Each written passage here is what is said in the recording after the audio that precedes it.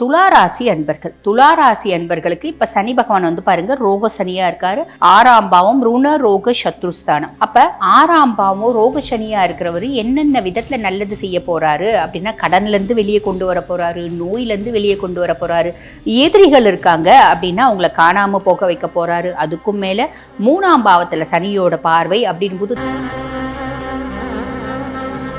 சனி பகவான் வந்து பாருங்க துளாராசி அன்பர்களுக்கு லார்ட் ஆஃப் 4 and 5, அதாவது சுக தாயார் ஸ்தானத்துக்கும் அவன் தான் அதிபன். 5ஆம் பாவம் பூர்வ புண்ணிய ஸ்தானம் புத்திரஸ்தானத்துக்கு அவன் தான் அதிபன். அப்ப சுக தாயார் ஸ்தானத்துக்கு அவன் தான் அதிபன் அப்படின்றதுனால ஒரு விதத்துல லைட்டா வந்து அவர் கொடுக்கக்கூடிய நல்லதை வந்து குறைக்க போறாரு. ஆனா இன்னொரு விதத்துல அவரு நம்மளோட ஆழ்மனது ஆசைகளை பொதுவா மகாலட்சுமி தாயாரை வழிபாடு பண்ணணும். மகாலட்சுமி தாயாரை வெள்ளிக்கிழமை தோறும் சுக்கிர ஓரையில வழிபாடு பண்றீங்க அப்படின்றது உங்களுக்கு நிறைய நற்பலன்களை கொடுக்குங்க. எங்களுக்கு மகாலட்சுமி வழிபாடு பண்றது கஷ்டமா இருக்குங்க, எங்களுக்கு சட்டு நற்பலன்கள் வேணும் அப்படின்னா ரொம்ப சிம்பிளுங்க.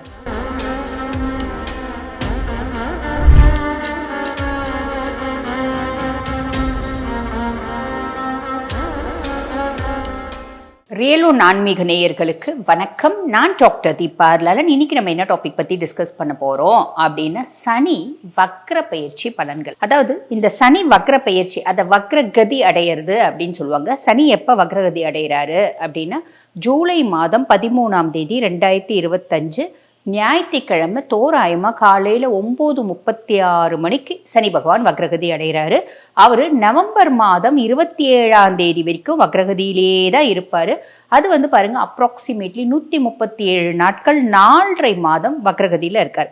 இந்த வக்ரகதி அடையக்கூடிய சனி பகவான் நிறைய ராசிகளுக்கு அதி அற்புதமான நற்பலன்களையும், ஒரு சில ராசிகளுக்கு ஆப்வியஸ்லி ஒரு நார்மலான பலன்களையும் தரப்போறாரு. எந்தெந்த ராசிக்கு என்னென்ன மாதிரி பலன்கள் கொடுக்க போறாரு பார்க்கலாம் வாங்க. துளாராசி அன்பர்கள், துளாராசி அன்பர்களுக்கு இப்ப சனி பகவான் வந்து பாருங்க ரோக சனியா இருக்காரு. 6ஆம் பாவம் ருண ரோக சத்ருஸ்தானம். அப்ப 6ஆம் பாவம் ரோக சனியா இருக்கிறவரு என்னென்ன விதத்துல நல்லது செய்ய போறாரு அப்படின்னா, கடன்ல இருந்து வெளியே கொண்டு வர போறாரு, நோயில இருந்து வெளியே கொண்டு வர போறாரு, எதிரிகள் இருக்காங்க அப்படின்னா அவங்களை காணாம போக வைக்க போறாரு. அதுக்கும் மேல 3ஆம் பாவத்துல சனியோட பார்வை அப்படின்னு போது தைரியமும் தன்னம்பிக்கையும் அதிகமாகும். இளைய சகோதரர்கள்னால ஆதாயம் அப்படின்றது கிடைக்கும். 8ஆம் பாவத்துல சனியினோட பார்வை இருக்கு அப்படின்றதுனால நம்ம வந்து பாருங்க துளாராசி அன்பர்கள் கடந்த காலங்களில் ஏற்பட்ட அசிங்கங்கள், அவமானங்கள், தலைகுனிவுகள் இதெல்லாம் காணாம போகும். ஆயுசுக்கு பங்கம் ஏதாவது இருக்கு அப்படின்னாலும் அது நிவர்த்தியாகும். ஆரோக்கிய குறைபாடுகள் இருக்கு அப்படின்னாலும் அதுக்கு நல்ல ஒரு வைத்திய முறை அப்படின்றது கிடைக்கும். ஆரோக்கியம் அப்படின்றது மேம்படும். அதுக்கும் மேல 12ஆம் பாவத்துல சனியினோட பார்வை இருக்கு அப்படின்னாலே நிறைய துளாராசி என்பர்கள் சொந்தமா வீடு வாங்குறது, கார் வாங்குறது, சொத்து பத்து வாங்குறது, வீடு வாசல் வாங்குறது, இப்படி நிறைய நல்ல விஷயம் நடக்கும். பிள்ளைங்களை வந்து பாருங்க வெளிநாட்டுக்கு செலவு பண்ணி படிக்க அனுப்புறது, பிள்ளைங்களுக்கு செலவு பண்ணி வேலை வாங்குறது. இல்லை நானே துளாந்தாங்க, நான் ரொம்ப இளம் வயசு தான், நானே செலவு பண்ணி வேலைக்கு வெளிநாட்டுக்கு போகணும்னு பிளான் பண்றேன். இப்படி நிறைய நல்ல விஷயம் நடக்கும். நிறைய சுப விரயங்கள் அப்படின்றது நடக்கும். இதெல்லாம் ரோக சனி துளாராசி அன்பர்களுக்கு இந்த 2.5 வருஷம் கொடுக்க போறாரு. அதுல எந்த விதமான மாற்று கருத்தும் இல்லை. இப்ப சனி பகவான் வக்ரகதி அடைஞ்சிருக்காரே, இத்துணை நல்லதும் கொடுக்காம பண்ணிடுவாரா? Not like that. என்டையர்லி கொடுப்பார். ஆப்போசிட்டா கொடுப்பார். Entirely not like that. அவர் என்ன கொடுக்குறோமோ அது அப்படியே கொடுக்க தான் போறார். அப்ப வக்ரகதியில என்னதாங்க பலன் அப்படின்னா, இது அத்தனையும் கொடுப்பார், கொஞ்சம் கம்மியா கொடுப்பார். சிம்பிள். அது இந்த 137 நாட்கள் மட்டும்தாங்க. 137 நாட்களுக்கு பின்னாடி சாலிடா திருப்பி மொத்தத்தையும் கொடுக்க தான் போறாரு அப்படின்னு சொல்லலாம். சரி, இப்ப இந்த 137 நாட்கள் கொஞ்சம் கம்மியா கொடுப்பாரு. நீங்க அப்ப கொஞ்சம் லைட்டா வந்து நற்பலன்கள் குறைஞ்சிருக்க மாதிரி தானேங்க அர்த்தம் அப்படின்னு. ஆமா, அது உண்மைதான். அது ஒரு விதத்துல உண்மை. இன்னொரு விதத்துல நற்பலன்கள் இருந்து அதிகமாகும். என்னங்க நீங்க இவ்வளவு குழப்புறீங்களே அப்படின்னா ரொம்ப சிம்பிள்ங்க. அதாவது சனி பகவான் வந்து பாருங்க துளாராசி அன்பர்களுக்கு லார்ட் ஆஃப் 4 and 5, அதாவது சுக தாயார் ஸ்தானத்துக்கும் அவன் தான் அதிபன். 5ஆம் பாவம் பூர்வ புண்ணிய ஸ்தானம் புத்திரஸ்தானத்துக்கு அவன் தான் அதிபன். அப்ப சுக தாயார் ஸ்தானத்துக்கு அவன் தான் அதிபன் அப்படின்றதுனால உங்க கம்ஃபர்ட் ஜோனை குறித்து சில ஆசைகள் அப்படின்னு இருக்கலாம்ல சிலருக்கு. இப்போ நான் உதாரணத்துக்கு சொல்றேன். எனக்கு வந்து பாருங்க வீட்டில் பெட்ரூம்ல மட்டும் ஏசி இருக்குங்க. இதெல்லாம் வந்து ரொம்ப அல்பத்தனமா இருக்கும் இந்த ஆசைகள்லாம். பட் இருந்தாலும் எனக்கு தெரிஞ்ச ஆசைகளை நான் சொல்றேன். வீட்டில் பெட்ரூமில் மட்டும்தாங்க ஏசி இருக்குது.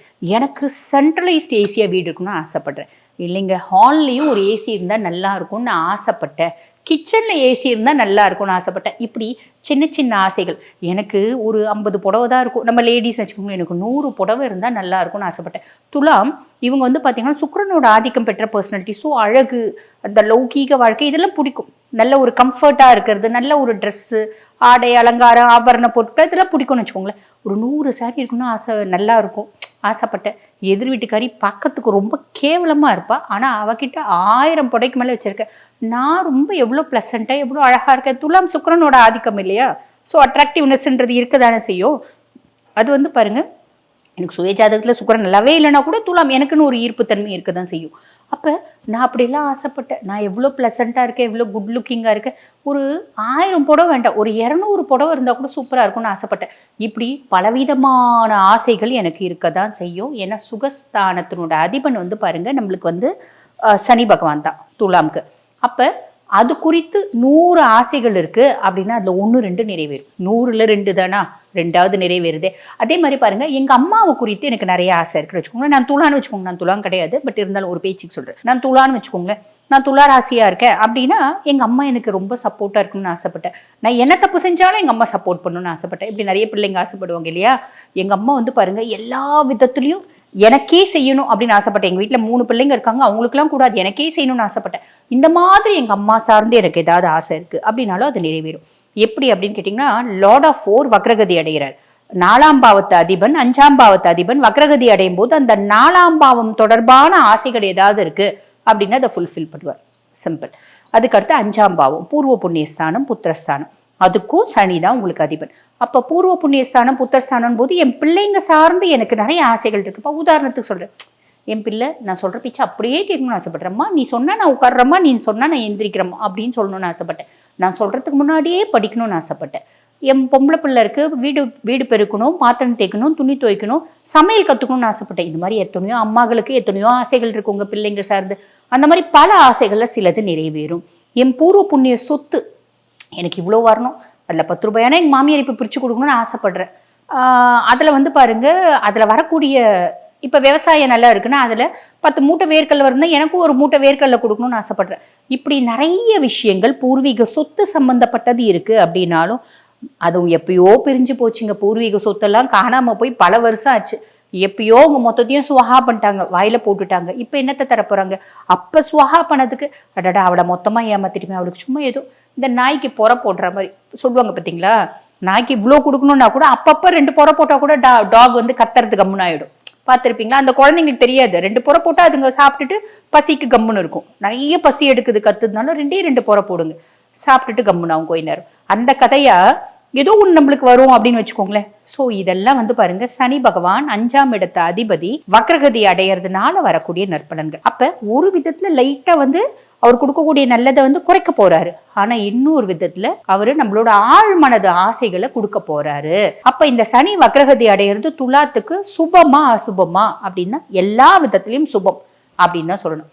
சரிங்க, என்னதான் இருந்தாலும் நீங்க வழிபாடு அப்படின்னு ஒண்ணு சொல்லதானே செய்வீங்க.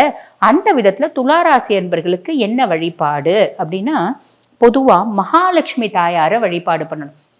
மகாலட்சுமி தாயாரை வெள்ளிக்கிழமை தோறும் சுக்கிர ஓரையில வழிபாடு பண்றீங்க அப்படின்றது உங்களுக்கு நிறைய நற்பலன்களை கொடுக்குங்க. எங்களுக்கு மகாலட்சுமி வழிபாடு பண்றது கஷ்டமா இருக்குங்க, எங்களுக்கு சட்டு நற்பலன்கள் வேணும் அப்படின்னா ரொம்ப சிம்பிளுங்க, சுக்கிரனையே வழிபாடு பண்ணுங்க. சுக்கிரன் சாக்ஷாத் மகாலட்சுமி தாயாரோட ஸ்வரூபம். தாயார் கொஞ்சம் நிதானமா கொடுப்பா, ஏன்னா உச்சிஷ்ட சக்தி இல்லைங்களா. சுக்கிர பகவான் சட்டுன்னு கொடுத்துருவார். ஏன்னா கிரகத்துல ஒருத்தர், அதுக்கும் மேல அசுர குரு, அபரிவிதமான நற்குணங்கள் அப்படின்றது குருவை காட்டிலும் சுக்கிரனுக்கு உண்டு. அப்ப குருவை காட்டிலும் சுக்கிரன் ஒரு சில விஷயங்கள்ல மேன்மை பொருந்தியவர் அப்படின்னு சொல்லுவாங்க. காரணம் என்ன அப்படின்னா, இறந்தவர்களை உயிர்ப்பிக்கக்கூடிய மந்திரம் மிருத சஞ்சீவினி மந்திரம் அப்படின்னு சொல்லுவாங்க. அந்த மிருத சஞ்சீவினி மந்திரம் அப்படின்றது 30 முக்கோடி தேவர்களுக்கும் தெரியாது, தேவ குருவான பிரகஸ்பதிக்கும் தெரியாது, 7 14 லோகத்துல எந்த ஜீவனுக்குமே தெரியாது, எந்த உயிரினுக்குமே தெரியாது, சுக்கிரனை தவிர.